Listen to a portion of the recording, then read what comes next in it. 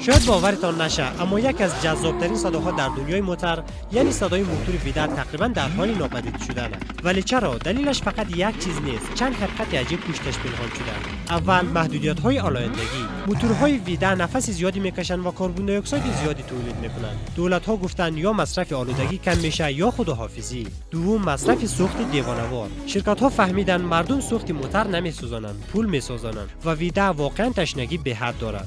سوم، قدرت الکتریکی. وقتی یک موتور برقی مثل ریمک نیورا یا تسلا پلایت میتونه با 3 موتور برقی کوچکتر شتاب ویدا را ببلعه، کارخانه ها گفتن واقعا چرا باید ویدا بسازیم. چهارم، قیمت ساخت. تولید ویدا مثل ساخت یک ساعت لوکس است، فوق العاده دقیق، پرهزینه و پیچیده و به همین دلایل است که امروز فقط چند برند مثل لامبورگینی یا هنوز به این قلب‌های وحشی وفادار ماندند. اگر میخوای بیشتر از این حقایق‌های عجیب و واقعی دنیای موتور بشنوی، دنبال کن که تازه شروع کردیم.